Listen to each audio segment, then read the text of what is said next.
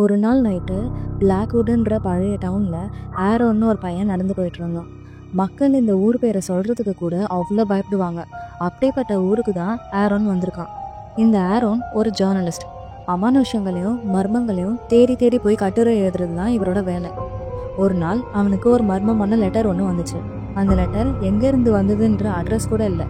அதை பார்க்க ரொம்ப பழைய காலத்து லெட்டர் மாதிரி இருந்துச்சு. அதில் பிளாக்வுட் டவுனில் புதைக்கப்பட வேண்டிய பல ரகசியங்கள் ஒளிஞ்சிட்டு இருக்கு. உனக்கு தைரியம் வந்தால் கண்டுபிடின்னு போட்டிருந்துச்சு. சும்மாவே இது மாதிரி விஷயங்களை தேடி தேடி போகிற ஆரோனுக்கு தானாகவே ஒரு விஷயம் மாட்டினா விடுவானா? அப்போவே அவன் அந்த டவுனுக்கு போகணும்னு முடிவு பண்ணிட்டான். அப்படியே போயிட்டு இருக்கும்போது இடிஞ்சு போன நிறைய பழைய பில்டிங்ஸோட ஒரு பெரிய கைவிடப்பட்ட மேன்ஷன் ஒன்று தெரியுது. ஊருக்கு நடுவில் இருக்க இந்த மேன்ஷன் தான் ரேவன் ஹில் மேனார். ஒரு காலத்தில் நல்ல பெரிய எஸ்டேட்டாக இருந்த இந்த மேன்ஷன் இப்போ இவ்வளோ பழுதடைஞ்சு இருக்கு. ஊர் மக்கள்லாம் இந்த மேன்ஷனில் ஒரு குடும்பம் வாழ்ந்துட்டு இருந்ததாகவும் அவங்க திடீர்னு மர்மமான முறையில் காணாமல் போனதாகவும் சொல்கிறாங்க. அன்னிலேருந்து இந்த மேன்ஷனை ஒரு சபிக்கப்பட்ட மேன்ஷனாக அந்த ஊர் மக்கள் பார்க்க ஆரம்பிச்சிருக்காங்க. ஆரோன் காரில் போயிட்டு இருக்க போதே அவனுக்கு தெரியாமலே அவன் அந்த மேன்ஷனை நோக்கி ஈர்க்கப்படுறான். அவன் மேன்ஷன் கிட்ட போனதும் காரை ஒரு ஓரமாக பார்க் பண்ணிட்டு அந்த மேன்ஷனுக்குள்ளே போகிறான். ஒரே இருட்டாக இருக்குது, எங்கே பார்த்தாலும் ஒரே தூசி தான். அங்கே பல வருஷத்துக்கு முன்னாடி வாழ்ந்துட்டு இருந்தவங்களோட ஃபோட்டோஸ்லாம் செவத்தில் மாட்டியிருக்கு. அவங்களாம் ஆரோனையே பார்த்துட்டு இருக்க மாதிரி ஒரு ஃபீல். அவன் மேலே போகிறதுக்காக அங்கே இருந்த படிக்கட்டை ஏறலான்னு போகிறான். அப்போது மேலே இருந்து ஒரு குரல் கேட்குது. ரொம்ப ஸ்லோவாக கேட்குது. ஆரோனுக்கு இந்த அமானுஷங்கள் மேலெலாம் நம்பிக்கையே இல்லை. ஆனால் அவனே ஒரு செகண்ட் பயப்பட ஆரம்பிச்சிடுறான். அவன் பொறுமையாக மேலே ஏறி போய் பார்த்தா அங்கே ஒரு பெரிய காரிடார் இருக்குது. அதில் நிறையா ரூம்ஸ் இருக்குது. எல்லாமே க்ளோஸ் பண்ணி தான் இருக்குது, ஒரு ரூமை தவிர. ஆரோன் அந்த ரூமுக்குள்ளே போகிறான். அதுக்குள்ளே ஒரு பியானோ இருக்குது. அதுக்கு பின்னாடி ஒரு பொண்ணோட ஃபோட்டோ ரொம்ப பெருசாக இருக்குது. பக்கத்தில் இருந்த ஒரு டேபிளில் ஒரு பழைய டைரி இருக்குது. அதில் ஈவ்லின் ரேவன் ஒன்று எழுதப்பட்டிருந்துச்சு. இந்த மேன்ஷனில் காணாமல் போனவங்கள இவங்களும் ஒருத்தவங்க. அவங்க யூஸ் பண்ண டைரி தான் இது. அதில் இந்த மேன்ஷனில் ஏதோ ஒரு உருவத்தை அடிக்கடி பார்த்ததா போட்டிருக்கு. கடைசி பேஜுக்கு போக போக அவங்களோட ஹேண்ட் ரைட்டிங் ரொம்ப மோசமாகிட்டே போயிருக்கு. இதெல்லாம் பார்த்ததும் அப்படி இந்த மேன்ஷனில் என்னதான் நடந்திருக்குன்ற கேள்வி ஆரோனுக்கு அதிகமாச்சு. நைட்டு ஆனதும் அந்த மேன்ஷனில் நிறைய அமானுஷ வேலைகள் ஸ்டார்ட் ஆச்சு. கதவுலாம் வேகமாக அடிக்கிறதும் கண்ணாடியில் ஏதோ கருப்பு உருவத்தை பார்க்குறதுமா இருந்துச்சு. இப்படியே போயிட்டு இருக்கப்போ திடீர்னு ஒரு பாட்டு சத்தம் கேட்டுச்சு. அந்த சத்தத்தை ஃபாலோ பண்ணிட்டு ஆரோன் போகிறான். அது அந்த மேன்ஷனோட பெரிய லைப்ரரிக்கு கொண்டு போய் விடுது. அந்த ரூமுக்கு நடுவில் அந்த காலத்தில் பாட்டு கேட்குறதுக்கு யூஸ் பண்ணுற ஒரு ஃபோனோகிராஃப் இருக்குது. அதில் இருந்து தான் அந்த பாட்டு சத்தம் வந்திருக்கு. அந்த பாட்டை கேட்டுகிட்டே இருக்கப்போ அந்த ரூம் அப்படியே சேஞ்ச் ஆக ஆரம்பிக்குது.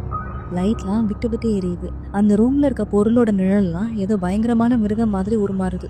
அவன் திரும்பி பார்த்தா அங்கே யாருமே இல்லை. உடனே அந்த ரூம் பழைய நிலைமைக்கு வந்துடுது. இதை பார்த்து பயந்த ஆரோன் அங்கேருந்து வெளியே ஓடி வரான். கடைசியாக ஒரு ரூம் ஓப்பனில் இருக்குது. அது உள்ளே போய் ஒளிஞ்சிக்கலான்னு போகிறான். அங்கே ஒரு கண்ணாடி இருக்குது. அதில் போய் பார்த்தா அவனோட முகம் மாதிரியே தெரியல. ரொம்ப பயங்கரமான ஒரு உருவம் தெரிஞ்சிருக்கு.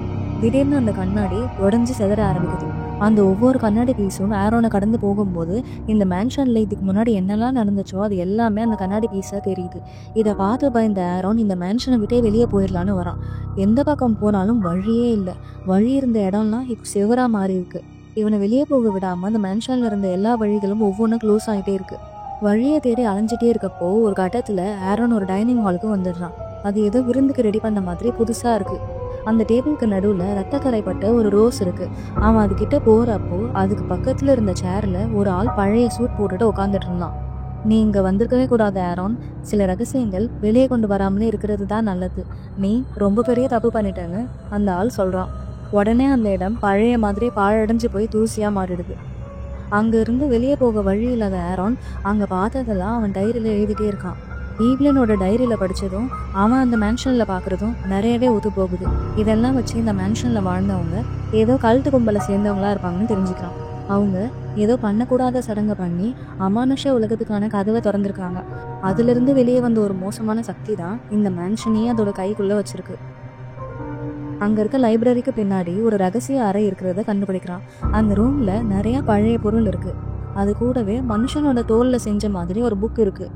அந்த புக்கில் இருக்க பேஜஸ்லாம் திருப்பி பார்த்தா அதில் ஏதோ புரியாத சிம்பிள்ஸும் சூனிய மாதிரி விஷயங்களை பண்ணுறதுக்கான மந்திரமும் இருக்குது. பேய் உலகத்தில் இருக்க சக்தியை எப்படி வெளியே கொண்டு வரதுன்னு எழுதியிருக்கு. இந்த மேன்ஷனில் இருக்கிறது ரொம்ப மோசமான ஒரு பேயினும் அதை பற்றின ரகசியத்தை யாரெல்லாம் தேடுறாங்களோ அவங்கள சும்மா விடாதனும் அதில் எழுதியிருக்கு. கூடவே அதை எப்படி அழிக்கிறதுன்னு அதில் எழுதியிருக்கு. அன்னைக்கு நைட்டே ஆரோன் அந்த பேயை அழிக்கிறதுக்கான சடங்கை பண்ணுறதுக்கு ரெடி ஆகுறான். அவன் அந்த புக்கில் போட்டிருக்க மந்திரத்தை சொல்ல சொல்ல அந்த மேன்ஷனில் நிறைய விஷயம் நடக்க ஆரம்பிக்குது. அந்த மேன்ஷனில் முன்னாடி இறந்தவங்களோட ஆவிலாம் ஆரோனுக்கு தெரிய ஆரம்பிக்குது. அவங்களாம் எப்படியாவது அவங்கள இந்த மேன்ஷன்ல இருந்து காப்பாற்ற சொல்லி கெஞ்சுறாங்க. கொஞ்ச நேரத்துலேயே அந்த பேய் வெளியே வருது. அது பார்க்கவே ரொம்ப பயங்கரமாக இருக்கு. அதை பார்த்ததும் ஆரோன் ரொம்ப பயப்படுறான். இருந்தாலும் அவன் அந்த மந்திரத்தை சொல்லிட்டே இருக்கான். இதை கேட்டதும் அந்த பேய் வலி தாங்க முடியாத மாதிரி ரொம்ப கத்துது. ஆரோனும் அந்த மந்திரத்தை சொல்லிட்டே இருக்க திடீர்னு அந்த பேய் ஒரு செகண்ட்க்கு லைட்டாக மாறி மறைஞ்சு போயிடுது. திடீர்னு அந்த மேன்ஷனில் ஒரு அமைதி. அந்த பேய் ஃபுல்லாக அழிஞ்சு போன மாதிரி. இருட்டாக இருந்த அந்த மேன்ஷனில் சூரிய வெளிச்சம் வர ஆரம்பிக்குது. இதை பார்த்ததும் ஆரோனுக்கும் ஒரு நிம்மதி. இந்த மேன்ஷனோட சாபத்தை நீக்கிட்டோன்னு கொஞ்ச நேரத்திலே ஆளை விட்டா போகுதுன்னு அவன் அங்கேருந்து கிளம்பி அவனோட ஊருக்கு வந்துடுறான். நாட்கள் போக போக இந்த விஷயம் நிறையா பேருக்கு தெரிய வருது. எந்த பேயும் அந்த மேன்ஷனில் இல்லாததால் மக்கள்லாம் த்ரில்லுக்காக அந்த மேன்ஷனுக்கு வந்துட்டு போக ஆரம்பிக்கிறாங்க. ஆனால் ஆரோனுக்கு அவன் அந்த மேன்ஷனில் பார்த்த சம்பவங்கள்லாம் மறக்கவே இல்லை. இப்படியே கொஞ்சம் வருஷம் போனதுக்கப்புறம் ஆரோன் அவனோட வீட்டில் இருக்கப்போ அந்த மேன்ஷனில் கேட்ட அதே பாட்டு சத்தம் இங்கேயும் கேட்குது. இதை கேட்டதும் ஆரோன் ஒரு சில சக்தியை எழுப்பிட்டா அதை திரும்ப அழிக்கவே முடியாதுன்னு புரிஞ்சுக்கிறான். இது மாதிரி நிறைய பேய் கதைகள் கேட்கணும்னா உடனே இந்த வீடியோக்கு ஒரு லைக் போட்டுட்டு நம்ம சேனலை சப்ஸ்கிரைப் பண்ணிக்கோங்க.